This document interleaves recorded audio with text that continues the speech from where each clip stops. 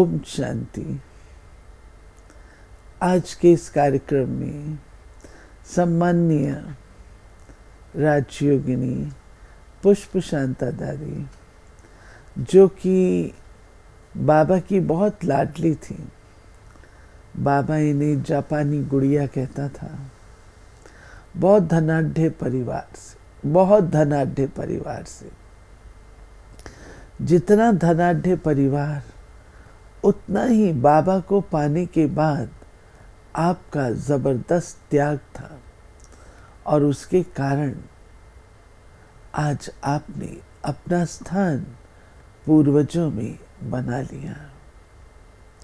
आज जो हॉस्पिटल हम देखते हैं, Watumull global hospital mount Abu में, वो आपके ही भाइयों का बनाया हुआ है।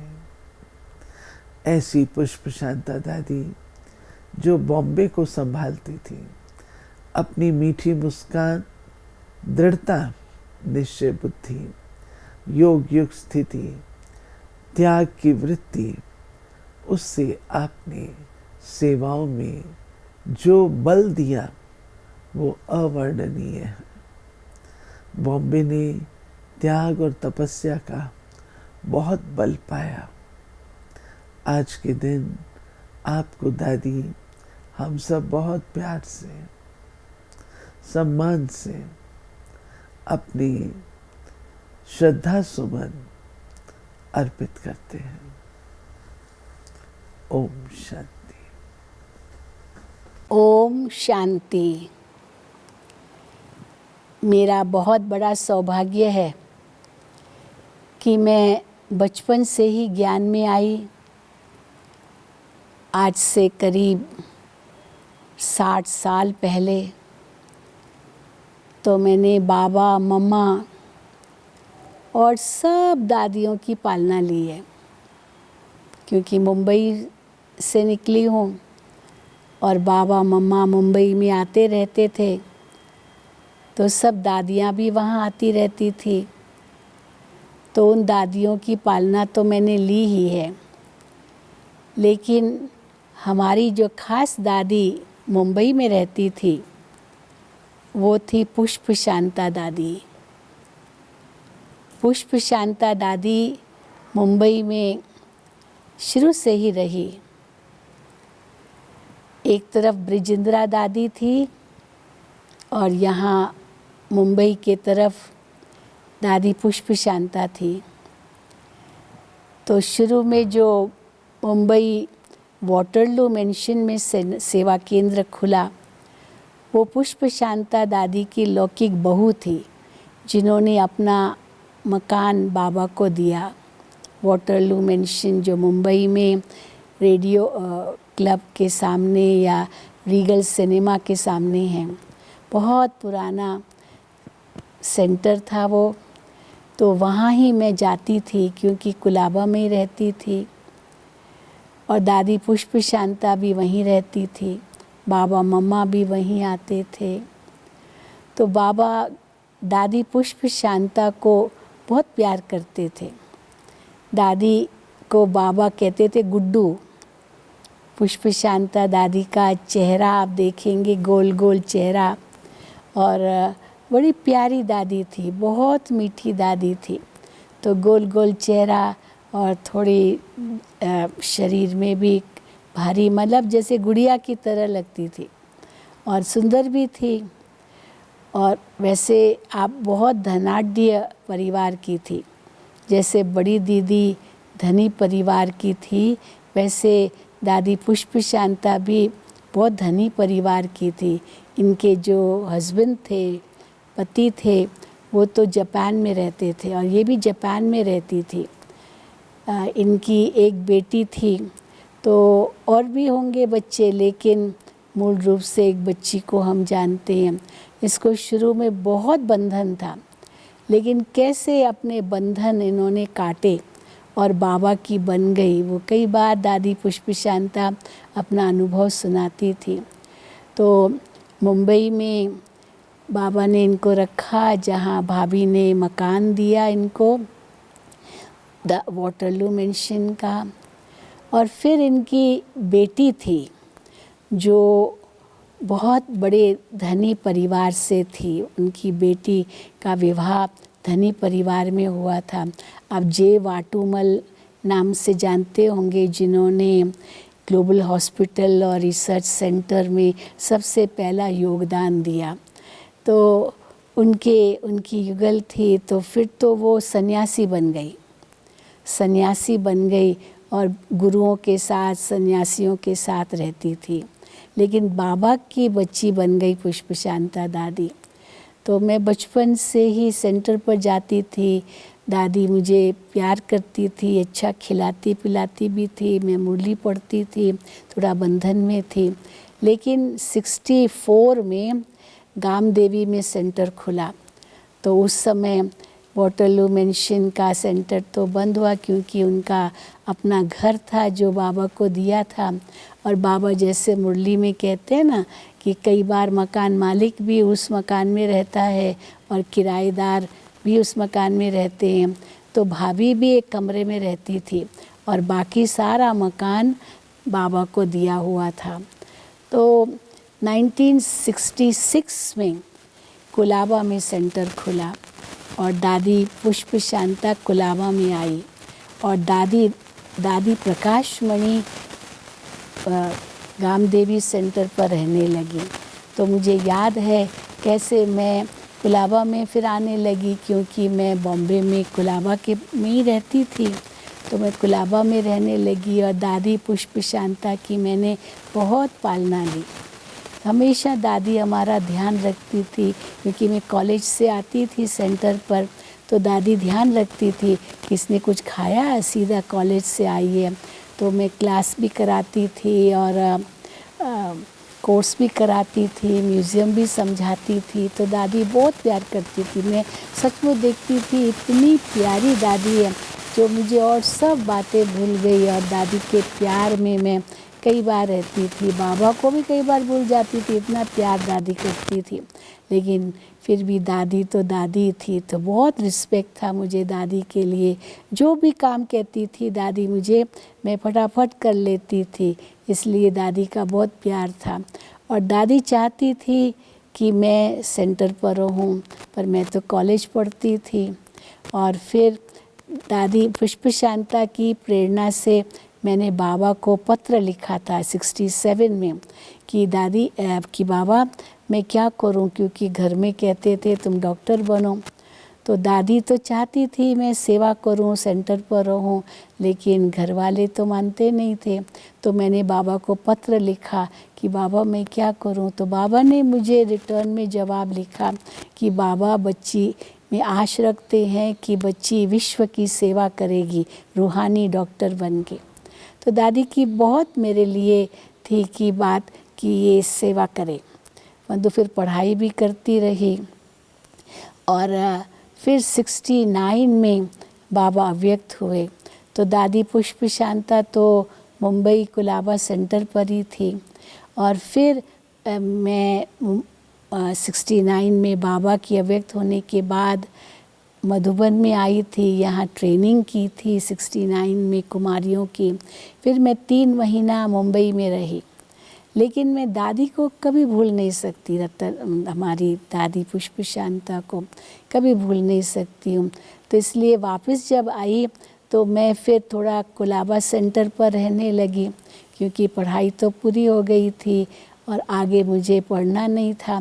तो दादी पुष्प शांता मुझे कहे कि तुम मुंबई में ही रहो, कुलाबा सेंटर पर ही रहो, क्योंकि इंग्लिश हैंड भी थी और कुछ इंग्लिश फॉरेनर्स भी आते थे, उनकी भी सेवा करती थी। लेकिन घर का थोड़ा बंधन भी था, तो दोनों काम चलते थे। पर दादी का प्यार मैंने तो कभी नहीं भूला। फिर 69 में एंड में दादी प्रकाश मणि जी मुंबई आए थे। तो मैंने दादी जी को कहा, दादी प्रकाश मणि को, कि दादी मुझे कहीं बाहर भेजो। अब दादी पुष्प शांता कही नहीं, तुम शिलू बॉम्बे में रहो, मुंबई में रहो, कुलाबा सेंटर पर रहो और यहाँ ही रह कर के सेवा करो, बाहर क्यों जाना है। पर मैं कहूँ नहीं, मुंबई में रहूँगी तो मेरी उन्नति नहीं होगी, मुझे बाहर कहीं बेहद में जाना है। तो दादी पुष्प शांता की आज्ञा मैंने नहीं मानी और मैंने दादी प्रकाश मणि को कहा मुझे बाहर जाना है, लेकिन मैं उनका प्यार तो कभी भूल नहीं सकती हूँ। तो फिर भी मैं बीच बीच में मुंबई तो आती रहती थी और कुलाबा सेंटर पर रहती थी। तो दादी तो माँ की तरह थी, बिल्कुल इतना प्यार दादी ने दिया जो मैं कभी भूल नहीं सकती हूँ। इसलिए मुझे जब कहा गया कि आप दादी पुष्प शांता के बारे में बताओ, तो मैं तो उनका वो प्यार ही सुना सकती हूँ। दादी पुष्प शांता संदेशी भी थी, ध्यान में जाती थी, गुरुवार को भोग भी लगाती थी और बहुत सुंदर सुंदर संदेश लेकर के आती थी। लेकिन आखिरी दिनों में दादी फिर तो मैं तो मधुबन में आ गई, 76 से तो मधुबन में आ गई, परंतु दादी भी पुष्प शांता दादी भी आती रहती थी मधुबन में और हमको बहुत प्यार देती थी, टोली देती थी, सौगातें भी देती थी। दादी को बहुत अच्छा लगता था कि मैं अभी जैसे बाबा की बेहद सेवा में लग गई हूँ। और उनको ये नाज था, नशा था कि शीलू तो कुलाबा सेंटर की है, मुंबई की है, यहाँ से कुमारी निकली है, दादी हमेशा सबको कहती भी थी। तो ऐसी प्यारी दादी पुष्प शांता हमारी, जो बाबा ने उनको अव्यक्त नाम दिया पुष्प शांता। तो मुंबई में जो सेवा केंद्र खुला, वो गीतांजलि बिल्डिंग, उसमें 2 फ्लैट्स थे, वो दादी पुष्प शांता की बेटी ने ही दिया और बेटी ने ही ये 2 फ्लैट्स दिए जो अभी कुलाबा सेंटर हम कहते हैं, जो हमारी गायत्री बहन रहती है और कुलाबा में बहुत सेवाएं कर रही है। दादी पुष्प शांता की लौकिक बहन, वो भी यज्ञ में समर्पित हुई शुरू में, वो तो कुमारी थी। दादी आत्म मोहिनी दी दादी, तो आत्म मोहिनी दादी भी कुलाबा में रहती थी, दोनों कुलाबा में रहते थे। आत्म मोहिनी दादी तो पहले कानपुर में थी और फिर वो कुलाबा में आई, तो दोनों ही कुलाबा सेंटर पर रहते थे और सिंधियों की बहुत सेवा की, क्योंकि कुलाबा सेंटर खास सिंधियों का गढ़ था। कुलाबा में बहुत सिंधी रहते थे, धनाढ्य सिंधी, धनवान सिंधी, जिनके रिश्तेदार सब विदेशों में थे, तो वो भी आते थे सेंटर पर। इसलिए बाबा ने दादी पुष्प शांता और आत्म मोहिनी दादी को कुलाबा मुंबई में रखा और सिंधियों की सेवा की। और मैं भी आती रहती थी, सिंधियों की सेवा करती रहती थी, लेकिन फिर तो मधुबन में आ गई। और दादी के अंत में मुझे याद है, दादी की बहुत इच्छा थी, क्योंकि यहाँ 83 में कॉन्फ्रेंस होनी थी, तो दादी पुष्प शांता की बहुत इच्छा थी मैं कॉन्फ्रेंस में जाऊं, लेकिन तबीयत तो ठीक नहीं थी, इसलिए दादी नहीं आ सकी कॉन्फ्रेंस में। तो हॉस्पिटल में एडमिट हुई और फिर तो शरीर छोड़ा। तो बाबा ने बहुत सुंदर संदेश भेजा कि दादी पुष्प शांता की इच्छा थी मैं कॉन्फ्रेंस में जाऊं मधुबन, लेकिन बाबा ने उनको वो कॉन्फ्रेंस वतन से ही दिखाई। तो वतन से ही दादी पुष्प शांता ने पहली कॉन्फ्रेंस जो 1983 में हुई थी, उसका अनुभव किया वतन में। तो हमारी प्यारी दादी पुष्प शांता को बाबा इतना प्यार करते थे, उनकी हर इच्छा पूरी करते थे और बाबा को मदद भी उसने बहुत किया यज्ञ की शुरुआत में। इसलिए वो दादी हमको कभी भूल नहीं सकती है, उनका ऋण हम कभी चुकता नहीं कर सकते हैं। लेकिन बहुत खेद से कहना पड़ता, वो बहुत जल्दी चली गई दादी पुष्प शांता। फिर तो आत्म मोहिनी दादी तो कुलाबा सेंटर पर थी और मैं जाती रहती थी कुलाबा में।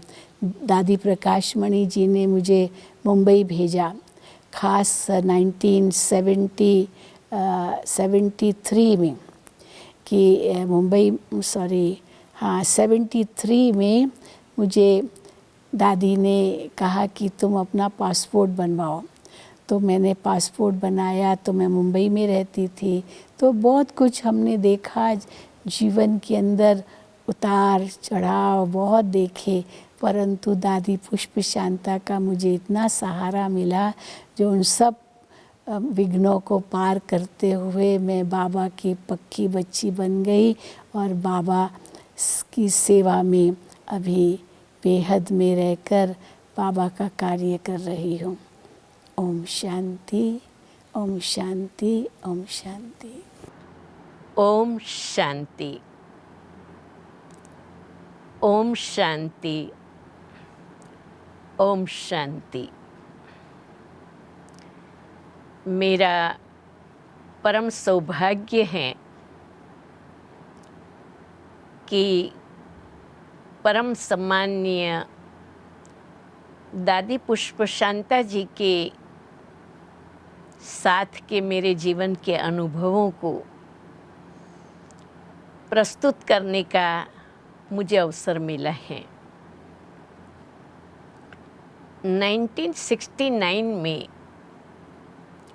हमारी माउंट आबू में कुमारियों की ट्रेनिंग हुई थी और जिस ट्रेनिंग के पश्चात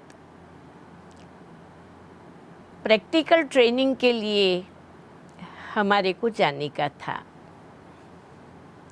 बाबा ने मेरा प्रोग्राम बम्बई जाने का बनाया था। इसी कारण से मुझे दादी पुष्प शांता जी के साथ रहने का अवसर मिला। 1970 से 1972 3 साल तक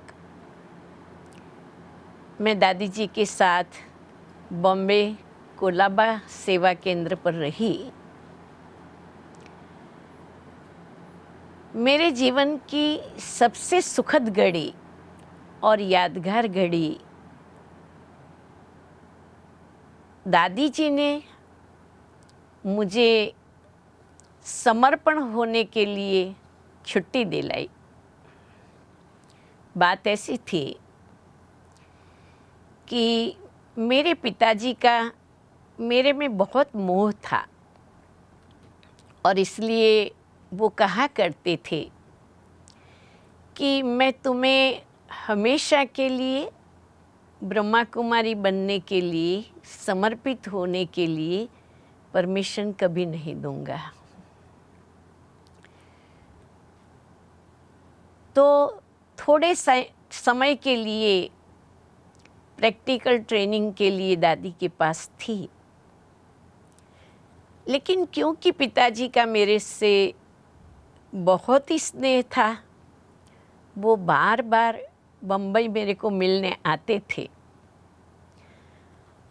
दादी जी को मालूम था कि मेरे पिताजी मुझे मंजूरी नहीं देते हैं,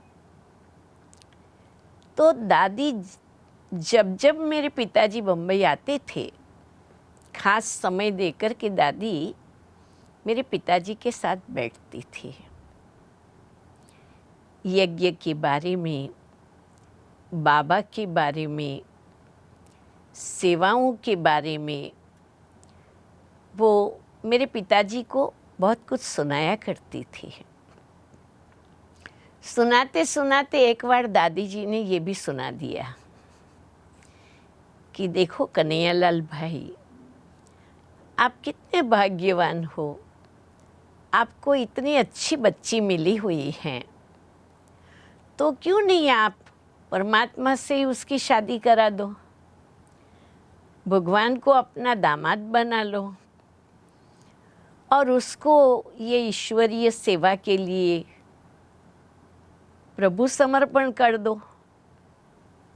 और दादी जी की ये बात मेरे पिताजी को जच गई और उन्होंने उसी समय दादी जी को कहा, ठीक है दादी जी, अगर आपको ऐसा लगता है तो मैं चंद्रिका को समर्पण होने की छुट्टी देता हूँ।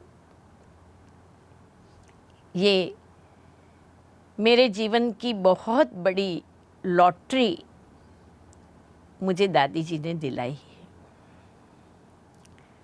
मैंने दादी में क्या देखा? दादी तो बहुत रॉयल परिवार की, बहुत धनाढ्य कुल की थी, लेकिन जब कराची में यज्ञ प्रारंभ हुआ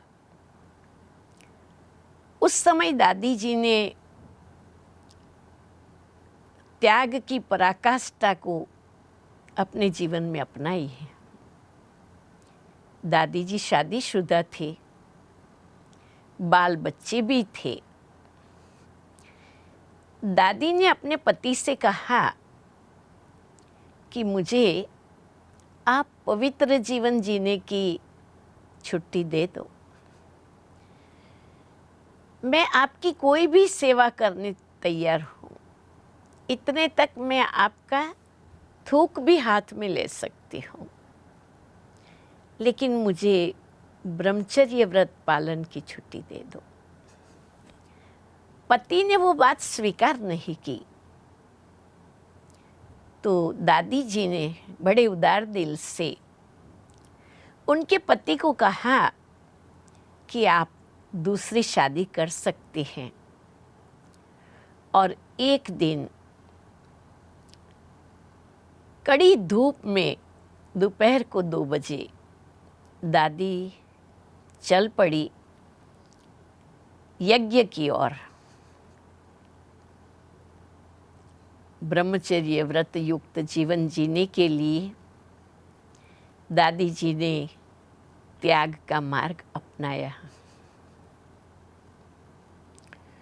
वैसे तो दादी जी के आसपास 7 दासियां होती थी, लेकिन अभी तो दादी स्वयं भगवान की सेवा साथी बन गई है। दादी जी महाराष्ट्र जोन की इंचार्ज थी और उसी हिसाब से दादी जी का कार्य क्षेत्र बहुत विस्तृत था। मैं दादी जी के पर्सनल कारोबार में थी और हर समय ही दादी जी के साथ होती थी। दादी के गुणों की क्या महिमा की जाए। दादी बहुत शांत, गंभीर, अंतर्मुखी, नम्र चित्त, निर्माण चित्त और समर्पित बुद्धि थी। दादी जी प्रेम का अवतार थी। अपने जीवन और व्यवहार से हर आत्मा को इतना स्नेह देती थी जो हर एक महसूस करते थे कि दादी जी तो हमारी माँ है। दादी के साथ हम 5 बहनें रहती थी। दादी जी की दिनचर्या सुबह 3:30 बजे शुरू होती थी, रात्रि को 10 बजे तक नियमित रूप से दादी जी अपनी दिनचर्या में हर कार्य बड़े अनुशासन तरीके से किया करती थी।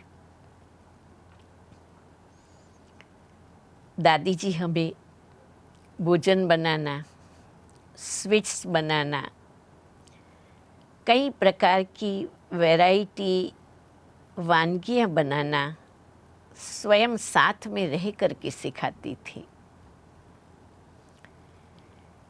दादी जी की उम्र करीब 60 साल की थी, लेकिन इसी उम्र में भी दादी में कभी भी न आलस्य देखा, न अलबेलापन देखा, न थकावट देखी। हर समय बड़ा ताजगी से एक युवान की तरह दादी कार्य करती रहती थी। दादी को कई प्रकार की शारीरिक तकलीफ़ें थी। दादी जी को BP, sugar, TB, cancer, skin disease आदि कई तकलीफ होते हुए कोई ये अंदाज नहीं लगा सकते थे कि दादी इतनी तकलीफ़ों को सहन कर रही है।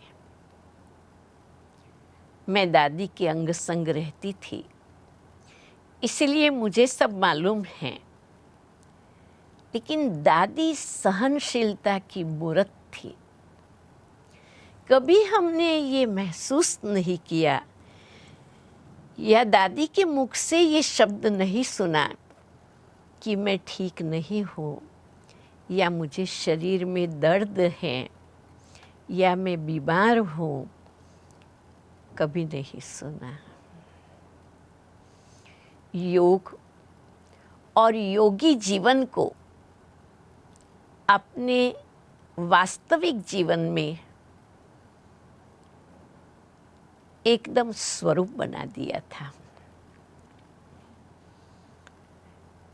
दादी जी पूरे महाराष्ट्र को देखती थी और दादी जी की पोस्ट सारी मैं ही लिखती थी। दादी जी जब मुझे पोस्ट लिखाती थी तो उसी से मैंने दादी जी की बुद्धि की विशालता, दीर्घ दृष्टि और प्रैक्टिकल डिसीजन पावर को देखा। दादी जी के जीवन से मुझे बहुत कुछ सीखने मिला है। मैं तो यही कहूँगी कि आज मैं जो कुछ हूँ वो मेरी दादी पुष्प शांता की पालना का ही परिणाम है। एक बार दादी जी ने मुझे बुलाया और कहा, चंद्रिका देखो बुरहानपुर से समाचार आया है ने, वहाँ प्रेतात्माओं की बहुत तकलीफ है और बहनें परेशान हो रही हैं। तो ऐसा करो तुम रूबरू एक चक्कर लगा के आओ और देखो कि क्या हालातें हैं। मैं बुरहानपुर गई और मैंने वहाँ की परिस्थिति को देखा तो सचमुच माहौल तो ऐसा ही डरावना भी था, प्रैक्टिकल भी था। लेकिन दादी जी के गाइडेंस से, परमात्मा की मदद से और योग के प्रैक्टिकल प्रयोगों के द्वारा उस वातावरण पर विजय प्राप्त किया और वो सारी हालातों से मुक्ति पाई। दादी मुझे प्यार से कहती थी, चंद्रिका देखो मैं तुमको हमेशा मेरे साथ रखने वाली हूँ, मैं तुमको कहाँ भी नहीं भेजूंगी। तुम मेरा और बाबा का वफादार मैनेजर हो। तो बाबा और दादी इन दोनों की दृष्टि कहो, वरदान कहो, मैं जीवन में बहुत आगे बढ़ी। मुझे भी दादी के साथ बहुत अच्छा लगता था। मैंने कभी नहीं सोचा था कि मैं दादी को छोड़ के कभी कहाँ जाऊंगी। लेकिन समय जाते ये हुआ कि वहाँ की वेदर मुझे सूट नहीं हुई। कान का दर्द, दमा का दर्द, स्किन की बीमारी बढ़ती गई और कई इलाज करने के बावजूद भी उसमें कुछ सुधार नहीं आ रहा था और ही दिनों दिन स्वास्थ्य खराब हो रहा था। तब डॉक्टर ने कहा कि हवा फेर की ज़रूरत है। जब डॉक्टर ने ऐसा कहा तो मजबूरी दादी को मुझे छुट्टी तो देनी पड़ी। लेकिन दादी ने कहा, चंद्रिका, अगर तुम्हारी बहन वेदांती बहन यहाँ आएगी तो तुमको जाने की मंजूरी मिलेगी। दादी जी की इस दिल की आश को देखते हुए वेदांती बहन अहमदाबाद से बॉम्बे आई और मैं बॉम्बे से अहमदाबाद गई। लेकिन बाद में भी कई प्रसंग पर दादी जी मुझे बुलाया करती थी और इतना ही प्यार और अधिकार मुझसे निभाती थी। मैं आज भी दादी जी को बहुत बहुत दिल से प्रणाम करती हूँ, शुक्रगुजार करती हूँ और मैं अपने आप को सचमुच बहुत ज़्यादा भाग्यवान समझती हूँ कि मुझे ऐसा मौका इस जीवन में मिला है। ओम शांति।